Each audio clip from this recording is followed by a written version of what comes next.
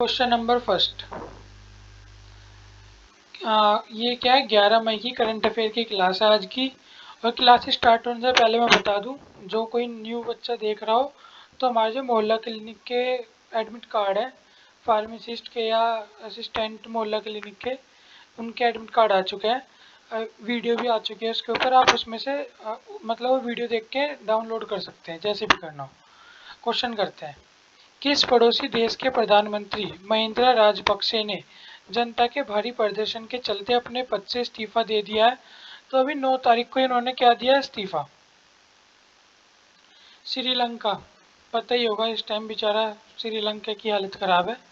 तो श्रीलंका का जो प्रधानमंत्री था महिंद्रा राजपक्षे, जनता इनके पीछे पड़ गई कि वो इस्तीफा दो इस्तीफा दो, क्योंकि यहाँ से श्रीलंका है ना, यहाँ के राष्ट्रपति महिंद्रा वो गोटाबाई राजपक्षे, यहाँ का प्रधानमंत्री महिंद्रा राजपक्षे, इनके वित्त मंत्री, इनके जो भी है आर्थिक सलाहकार, ये सब कुछ ये महिंद्रा राजपक्षे के फैमिली वाले ही है। तो यहाँ क्या है, लोगों का गुस्सा फूट गया। एक ही फैमिली ने पूरे देश को बर्बाद कर दिया, लोगों को ये कहना है वहाँ। तो वो इनके पीछे पड़ रही है। तो इनके भारी प्रदर्शन के चलते यहाँ क्या है, इन्हें अपने पद से इस्तीफा देना पड़ा। ये अगली खबर देखो इसकी। किस पड़ोसी देश में आर्थिक संकट की वजह से आक्रोशित लोगों ने 12 से ज्यादा पूर्व मंत्रियों के क्या घर जला दिए? इन्होंने इस्तीफा दे दिया इन सब मंत्रियों ने, वैसे कुछ ने दिया कुछ ने नहीं, लेकिन इन सबके क्या घर जला दिए गए हैं श्रीलंका की जनता के द्वारा। हाँ, ये देखो, गृह मंत्री की तरफ से, वो सॉरी, गृह युद्ध की तरफ श्रीलंका, श्रीलंका क्या है, गृह युद्ध की तरफ जा रहा है। गृह युद्ध का मतलब यही तो होता है जब तुम्हारे देश के लोग अब मतलब जिसका देश जो एक सेकंड, जो देश होता है उसी देश के लोग उसी देश के अंदर क्या आपस में वहाँ के नेता राजनेता या आपस में लड़ाई बढ़ाई स्टार्ट कर दे, यही बोलते हैं गृह युद्ध। तो इसमें क्या है, पीएम का इस्तीफा, आवास पर जो गृह युद्ध की तरफ श्रीलंका बढ़ रहा है, यहाँ के पीएम ने इस्तीफा दे दिया। 12 से ज़्यादा जो मंत्री थे उनके घर जला दिए। और क्या है, मतलब एक तो ऐसा था, एक मंत्री था इनका, उसे क्या है, कार के अंदर बैठा था, वो कार समेत ही झील के अंदर गिरा दिया। एक मंत्री ने डर के मारे खुद ही क्या अपने आप से सुसाइड कर लिया, मतलब अपने आप को गोली मार ली। ऐसे हालत है। श्रीलंका के प्रधानमंत्री महिंद्रा राजपक्षे ने 9 मई 2022 को क्या पद से इस्तीफा दिया। उन्होंने यह इस्तीफा विपक्ष के दबाव और जनता के भारी प्रदर्शन के चलते दिया था। अब जो जनता कह रही है वो कह रही है कि जो गोटाबाया राजपक्षे से भी इस्तीफा दिलाओ। सबको इस्तीफा देने के लिए कह रही है यहाँ की जनता। और सबको पता ही होगा, जो श्रीलंका है ये बहुत ज़्यादा, इसकी आर्थिक हालत ख़राब हो चुकी है, इसके ऊपर लोन है 35 बिलियन से शायद 57 या 60 बिलियन के आसपास इसके ऊपर लोन हो चुका, जिसके अंदर बहुत बड़ी महत्वपूर्ण भूमिका चाइना ने भी निभाई है, जो इनका बहुत अच्छा एलाई माना जाता था। चाइना के चक्कर में इन्होंने भारत से भी रिश्ते कई बार ख़राब किए हैं अपने। एक महीने में क्या है, लगभग 40 दिन में 2 बार क्या यहाँ आपातकाल भी लग चुका है, इतनी बुरी हालत यहाँ है। राष्ट्रपति गोताबाया राजपक्षे ने 6 मई 2022 को फिर से इमरजेंसी लगा दी, इससे पहले भी लगाई थी। श्रीलंका में एक महीने के अंतराल पर दोबारा आपातकाल लगाया गया। पहले 1 अप्रैल को इमरजेंसी लगाई, लेकिन विदेशी मीडिया के चलते हुए, क्योंकि इन्हें लोन तो लेना ही था बाहर से, IMF वगैरह से, तो उन्होंने इसकी आलोचना की तो 6 अप्रैल को उन्होंने हटा दिया था, ये क्या नाम है, एक तरह से इमरजेंसी। लेकिन अब ऐसे हालात हो गए, पब्लिक इन्हें जलाने काटने पे मजबूर, वो उतारू हो चुकी, तो इन्होंने दोबारा क्या है, देखते ही गोली मारने का आदेश भी दे दिया, एक तरह से कर्फ्यू लगा दिया, इमरजेंसी के साथ साथ कर्फ्यू भी। इनकी आर्थिक हालात खराब क्यों हुए, इसकी क्या वजह है या क्या कारण है? तो एक तो कोविड-19 में पर्यटन ठप होना, और ये देश के अंदर बहुत ज़्यादा रिवेन्यू पर्यटन से आता था। दूसरा, अचानक पूरे देश में क्या है, केमिकल फर्टिलाइजर पे बैन बैन लगा दिया कि हम तो नेचुरली खाएंगे, और इससे क्या खाद्य उत्पादन गिरा, खाने का उत्पादन गिरा। साथ में जो चाय का निर्यात था वो भी क्या हो गया, बेचारों का ठप हो गया। बेहद ज़्यादा कर्जा ले लिया, जो भी ऐसे लोगों से ले लिया जो इन्हें लूट के ही छोड़ेंगे, जैसे चाइना। श्रीलंका के कर्ज के जाल में, श्रीलंका के कर्ज के जाल, सॉरी ये चीन है, चाइना के कर्ज के जाल में क्या है, फंस चुकी है कंट्री। तो मेरे ख्याल से कुछ समझ आया होगा थोड़ा बहुत। अब एक देख लेते हैं श्रीलंका की लोकेशन वगैरह। Democratic socialist Republic of Sri Lanka, एक तरह से डेमोक्रेटिक कंट्री बताते हैं। इसका पुराना नाम क्या था? सिलोन। एंड श्रीलंका इसका अब का नाम है। और ये कहाँ पे प्रेजेंट है? तो यहाँ देख रहे होंगे, ये हमारा भारत है। इस भारत के यहाँ जो बिंदी सी है, ये हमारा श्रीलंका। इस साइड जो मेरा कर्सर है, यहाँ हमारा क्या नाम है, अरब सागर है। इधर हमारा बंगाल की खाड़ी है और नीचे क्या है? हिंद महासागर। तो यहाँ पे ये क्या है? बंगाल की खाड़ी, साड़ी नहीं खाड़ी, बंगाल की खाड़ी और हिंद महासागर यहाँ पे लाई करता है हमारा क्या? श्रीलंका। देख ली होगी इसकी वो। आ, ये क्या है? पाक स्टेट। और ये भी देख लो, ये इंडिया का तमिलनाडु है, ये श्रीलंका है। ये आपस में कैसे डिवाइड है? ये क्या है? पाक स्टेट। ये पाकिस्तान वाली पाक नहीं है, ध्यान से देखना है, PALK, पाल्क, पाक बोल देते हैं सब, पाक स्टेट। और इधर क्या है? गल्फ ऑफ मन्नार, मन्नार की खाड़ी है, पाक स्टेट। इससे अलग होती है क्या हमारी? ये लैंड। ये तमिलनाडु है, श्रीलंका है। तो ठीक है, अब यहाँ की थोड़ी सी ज्योग्राफी वगैरह देख लेते हैं। यहाँ की ऑफिशियल लैंग्वेज क्या है? ये यहाँ सिन्हली ज़्यादा है। सिन्हली जो तमिल है, इंग्लिश में रिकॉग्नाइज लैंग्वेज है यहाँ की। सबसे बड़ी सिटी क्या है? कोलंबो है। इसके अलावा जो यहाँ सबसे ज़्यादा पॉपुलेशन है ना, लगभग 75% सिन्हलीज है। उसके बाद क्या है? श्रीलंकन तमिल्स है। और फिर इंडियन तमिल्स हैं, श्रीलंकन मूर्स हैं, तमिल्स है, बाकी मुस्लिम वगैरह, चाइनीज, इंडियन, ये सब है। सबसे ज़्यादा जो यहाँ की पॉपुलेशन है वो क्या है? सिन्हलीज है। और जो यहाँ सबसे ज़्यादा रिलीजन है वो भी क्या है? बुद्धिज्म है। बुद्ध रिलीजन मानने वाले हैं, फिर हिंदू, फिर इस्लाम, फिर क्रिश्चियनिटी, और बाकी 0.1% है, और बाकी सब लोग। यहाँ के प्रेसिडेंट गोटाबाया राजपक्षे, ये शकल याद ही होगी इसकी। ये क्या है? गोटाबाया राजपक्षे। इन्होंने क्या अभी वो लगा रखा है, मतलब जो इमरजेंसी है इन्होंने लगाई है। जो प्राइम मिनिस्टर थे, उन्होंने क्या दे दिया? वैकेंट, मतलब इस्तीफा दे चुके। स्पीकर भी क्या है? महिंद्रा यापा, ये सब इनकी फैमिली वैमिली से रिलेट है। और चीफ जस्टिस तो खैर अलग हो गए यहाँ। यही है इसके बारे में। 4 फरवरी 1948 में ये देश आज़ाद हुआ था, मतलब ये मान लो भारत के साथ ही हुआ था आज़ाद। लेकिन सबकी अपनी डिप्लोमेसी है। एक टाइम पे भारत का भी ऐसा टाइम आ गया था, लेकिन ये कह लो कि भारत के जो नीति निर्माता है, उन्होंने उस टाइम पे उस हिसाब से, आपने सुना होगा एक टाइम पे भारत के अंदर भी कुछ ही दिन का फॉरेक्स रिजर्व बचा था कि इतने दिन तक ही खाना खा पाएंगे। उसके बाद हमें भी IMF के पास जाना पड़ता। लेकिन कुछ कंडीशन के साथ हमने LPG रिफॉर्म्स लिए और अपनी इकोनॉमी को क्या संभाल लिया। सलाह देने वाले ने भी बहुत है, लेकिन अब देखते हैं क्या होगा, जहाँ तक IMF के पास ही जाएंगे। ठीक है, तो अपने अगले क्वेश्चन पर आता है, ज़्यादा बात नहीं।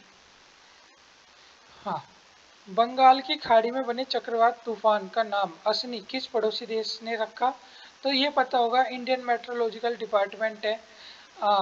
ये क्या है? आपस में मतलब मिले हुए हैं। तो यहाँ क्या है? जो साउथ चाइना कह रहा हूँ, सॉरी, साउथ एशिया के जो जितने भी कंट्री हैं, उन्होंने आपस में ग्रुप बना रखा है। और कोई भी जैसे तूफान वगैरह आता है तो इफेक्ट तो सबको करता है ना एक साथ। ये थोड़ी ना कि बस मैं श्रीलंका, मतलब अगर मैं तमिलनाडु में आ रहा हूँ तो सिर्फ तमिलनाडु में जाऊँगा, श्रीलंका को टच भी नहीं करूँगा। तूफान तो हर जगह टच करता है।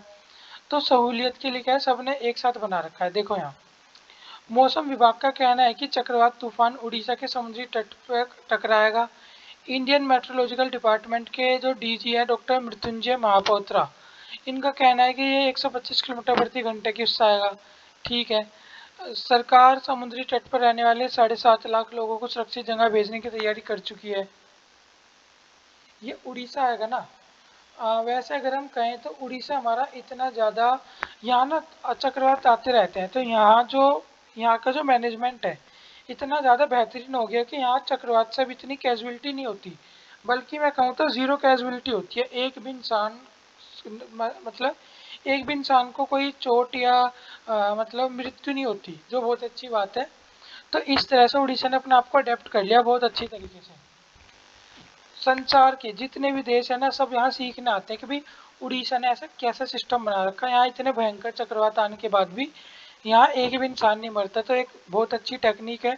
तो मतलब विदेश, पूरे संसार के लोग क्या है, इस राज्य में आते हैं, देखते हैं कि यहाँ इनकी कैसी टेक्नोलॉजी है, कैसे अपने जो लोग हैं इन्हें सुरक्षित स्थान पे लेके जाते हैं, कैसे कैसे इनका मैनेजमेंट सिस्टम है, तो सीखने के लिए आते हैं सब यहाँ।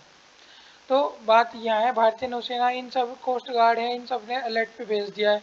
श्रीलंका की आधिकारिक भाषा जिसने नाम दिया है असनी, इसका मतलब क्रोध होता है।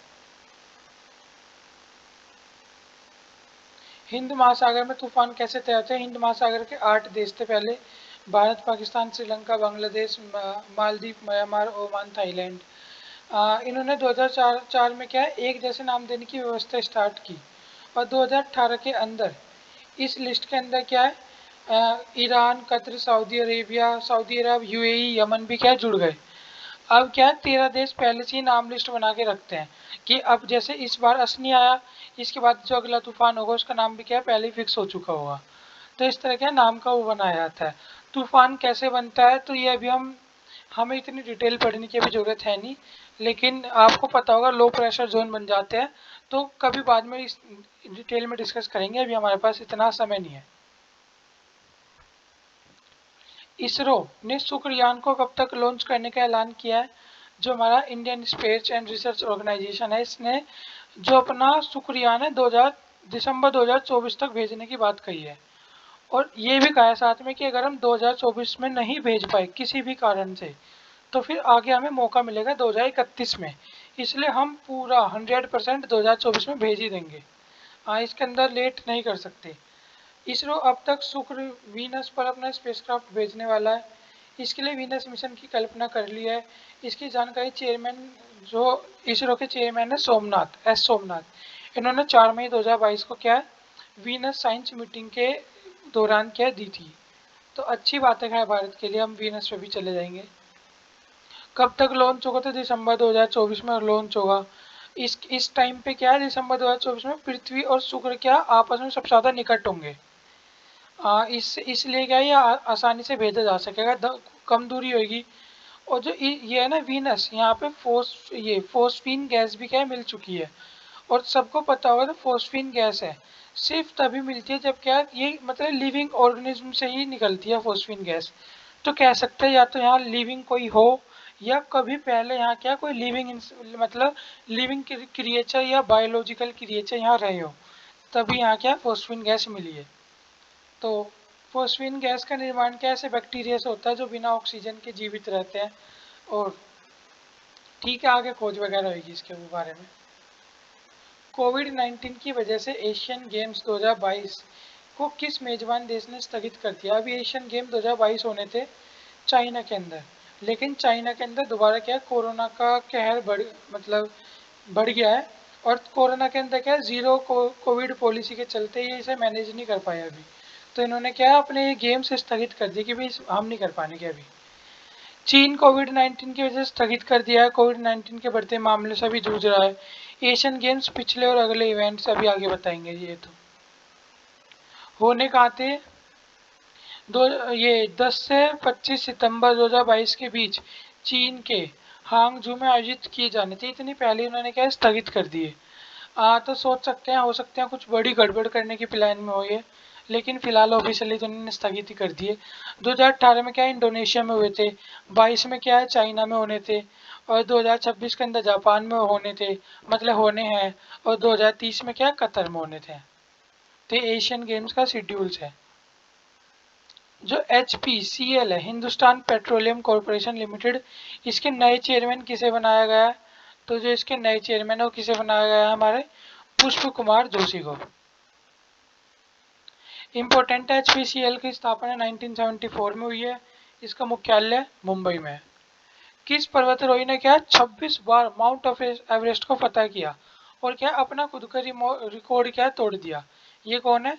कामी रीता शेरपा, नेपाल के रहने वाले हैं। 26 बार माउंट एवरेस्ट पे चढ़ के आ लिए, मतलब उसे बिल्कुल अपना घर से ही बना रखा है, वहाँ क्या प्लॉट काटने गए थे, 26 बार अप डाउन कर लिया, तो बहुत बड़ी बात है।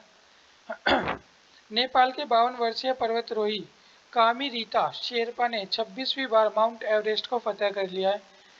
ऐसा करके उन्होंने अपने खुद के ही पिछले रिकॉर्ड को तोड़ दिया है। इस बात की जानकारी 8 मई 2022 को काठमांडू के पर्यटक विभाग के डायरेक्टर जनरल तारनाथ अधिकारी ने दी, ठीक है। रीता और उनके 11 शेरपा गाइडों के समूह ने इतने मीटर की चोटी पर चढ़ाई की, लगभग 8800, हम ये मान सकते हैं लगभग 9 किलोमीटर की चढ़ाई कर ली सीधी। 8848 मीटर क्या है इसकी चौड़ाई है। कोई इसे 8900 मीटर भी बोल देता है राउंड ऑफ करके। हाँ, तो पहली बार 1994 में चढ़ाई की थी। माउंट एवरेस्ट के अलावा रीटा ने क्या है, माउंट गोडविन ऑस्टिन K2 और ये लोहातसे माउंट मानसुलू माउंट चो आयो, ये सब भी क्या है, मतलब इसके बाद जो भी बड़ी बड़ी चोटियाँ सब पे चढ़ चुके हैं ये। तो इनका आता होगा कुछ मजा इन्हें चढ़ने में। इंडिगो एयरलाइंस के नए चेयरमैन कौन है? इंडिगो एयरलाइंस के नए चेयरमैन, ये मैं पहले भी बता चुका हूँ, वेंकट रमनी सुमित्रन। ये क्या हमारे इंडिगो एयरलाइंस के नए चेयरमैन बनाए गए हैं। इंडिगो की parent company inter global aviation ने 4 मई 2022 को ये वेंकट रमनी सुमित्रन को इंडिगो का नया चेयरमैन नियुक्त किया है। उन्हें इन्होंने किसकी, मोले वीटिल दामोदर की क्या जगह ली है। और ये है कौन, मतलब जो हमारे वेंकट रमनी सुमित्रन है, ये क्या है, उन्होंने अपने 37 वर्ष के करियर में अमेरिका, यूरोप और एशिया में काम किया है। वर्तमान में क्या थे, सेलरिस टेक्नोलॉजी की मैनेजिंग डायरेक्टर थे। इसके अलावा वो रैन होल्डसिंग और टीवीएस इलेक्ट्रॉनिक्स को भी संभालते हैं। ठीक है, हमें तो वन लाइनर करना पड़ेगा, अभी हम ज़्यादा डिटेल में जा नहीं सकते। डिटेल में जाएंगे तो हम इनकी थोड़ी और डिटेल पता करनी चाहिए थी कि इंडिगो एयरलाइंस क्या है, इसके चेयरमैन कौन है। जैसे अब तो हमने चेयरमैन इसके देख लिए, कब स्टार्ट हुई, कैसे स्टार्ट हुई, और जो हमारा इंडिगो के अंदर क्या क्या चीज़ है, लेकिन अभी हम इतना डिटेल में नहीं कर सकते। तो अभी इसे इतना ही करते हैं, बाद में देखेंगे। नेक्स्ट क्वेश्चन, आरबीआई की रिपोर्ट के अनुसार कोविड-19 में जो अर्थव्यवस्था को नुकसान हुआ, ये कब तक हम रिकवर कर लेंगे अपने आप को? तो हम कब तक कर लेंगे, 2034-35 तक हम अपने आप को क्या कर लेंगे, रिकवर कर लेंगे। गृह मंत्री अमित शाह ने क्या है, नेट ग्रिड कैंपस का उद्घाटन किया। कहाँ पे किया, तो हमारी बेंगलोर सिटी, भारत की क्या, बेंगलोर के अंदर क्या इसका उद्घाटन किया अमित शाह ने। हाँ, national integrated grid, net grid, इसका उद्घाटन किया। इस उद्घाटन समारोह में जो कर्नाटक के मुख्यमंत्री थे बसवराज बोम्मई, कर्नाटक के गृह मंत्री, ये सब क्या बाकी सब भी उपस्थित थे। और मेन हमारे अमित शाह भी थे और बसवराज बोम्मई भी थे। नेट ग्रिड क्या गृह मंत्री के अधीन कार्य करता है। 2008 में मुंबई पर हुए आतंकी हमले के बाद प्रस्तावित किया। यह एक इंटेलिजेंस सिस्टम है जो कि भारत सरकार की सिक्योरिटी एजेंसी और डाटाबेस को जोड़ता है। ये एक आईटी प्लेटफॉर्म के रूप में बनाया गया है। इसका मतलब उद्देश्य क्या है, जो आतंकी एक्टिविटीज होती है, टेररिस्ट एक्टिविटी है, उनका पता लगाना है। और ये क्या है, गृह मंत्रालय के उस पर काम करता है, मतलब होम मिनिस्ट्री के अंडर में आता है। मुख्यालय कहाँ है इसका, नई दिल्ली में। और सीईओ कौन है इसके, आशीष गुप्ता। ये वो है। वर्ल्ड एथलेटिक्स डे कब मनाया गया, तो हमारा 7 मई को क्या है, वर्ल्ड एथलेटिक्स डे बनाया गया। हाँ, फिटनेस वगैरह को इसे बढ़ावा देना था। विश्व एथलेटिक्स मुख्यालय क्या है, मोनाको में है। विश्व एथलेटिक्स की स्थापना कभी, 17 जुलाई 1912, Stockholm Sweden. Red cross day कब मनाया जाता है, तो ये हमारा कब मनाया जाता है, 8 मई को। यह दिन रेड क्रॉस आईसीआर अंतर्राष्ट्रीय समिति के संस्थापक जीन हेनरी डुनेट के जन्मदिन की सालगिरह के रूप में मनाया जाता है। हेनरी डुनेट का जन्म क्या, 8 मई 1828 को हुआ था। और मैं ये पहले भी बता चुका हूँ, जो हमारे संस्थान है ना रेड क्रॉस, इसे 2 बार नोबेल प्राइज भी मिल चुका है। और इस बार 2022 की इसकी थीम थी बी ह्यूमन काइंड। अभी विश्व थैलेसीमिया दिवस भी मनाया गया, कब, 8 मई को थैलेसीमिया दिवस मनाया गया। इसकी जो थीम थी 2022 की क्या थी, be aware share care working with the global community as one to improve thalassemia knowledge. ये क्या थी, इसकी थीम थी। अभी जो रविंद्रनाथ टैगोर इनकी जयंती भी मनाई गई है, ये कब मनाई गई है हमारी, 7 मई को। 7 मई 1861 में रविंद्रनाथ टैगोर जी का जन्म हुआ, बंगाली परिवार में हुआ। और इन सबको पता है इन्होंने क्या जनगण मन लिखा, बांग्लादेश का राष्ट्रीय गान आमार सोनार बांग्ला। और रविंद्रनाथ टैगोर ने कुछ कविता भी लिखी, मतलब बहुत फेमस फेमस कविता भी लिखी। और बहुत बड़े विचारक, थिंकर और बहुत सही क्या बोलता है ना, ऐसे नहीं बोलते, एक अजीब वो उसके धनी थे, प्रतिभाओं के बहुत ज्यादा धनी थे, ऐसे करके बोलते हैं ना, मतलब ऐसे इंसान थे, मतलब बहुत ज्यादा कह सकते हैं कि एक रविन्द्रनाथ टैगोर जी बहुत बेहतरीन इंसान थे। अब अपने अपना आप ही समझ लेना मैं क्या कहना चाह रहा हूँ। उसके धनी थे बहुत, कौन सी वो होती है वो, उस चीज के धनी थे। मतलब उन्होंने मतलब साइकोलॉजी हुआ और चाइल्ड साइकोलॉजी और सोशल बिहेवियर, मतलब दुनिया भर की चीज पे थ्योरी दी है अपनी। मतलब एक समाज सुधारक, समाज चिंतक बोलते हैं ना शायद, चिंतक, समाज चिंतक भी थे, और बहुत सारी थ्योरीज वगैरह भी दी उन्होंने, और आज तक भी अप्लाई करते हैं वो उनकी थ्योरी। और ठीक है, अब ये तो हमारी क्लास होगी, मैं दोबारा बता दूं, मोहल्ला क्लिनिक के एडमिट कार्ड आ चुके हैं, तो आप डाउनलोड कर सकते हैं उन्हें। इसके अलावा जो हमारी मैराथन होगी अब वो होगी कोगनोसी की। अब हमें अपनी पढ़ाई पे ज़्यादा फोकस रखना है, तो अब एक कोगनोसी की मैराथन, एचएपी की मैराथन आ जाएगी, कोलोजी की आ जाएगी, और कुछ इंपॉर्टेंट टॉपिक्स आ जाएंगे। पेपर के टाइम हमारा कम बचा है, जितनी भी प्ले लिस्ट है, या तो आप अपने जैसे ही आप पढ़ रहे होंगे या तो वैसे पढ़ सकते हैं, नहीं तो प्ले लिस्ट से पढ़ सकते हैं, या जिसने नोट्स बना रखे हों वो सबसे अच्छा ही है। तो अब नेक्स्ट कोगनोसी की मैराथन आ जाएगी। Thank you so much. आज की वीडियो में इतना ही।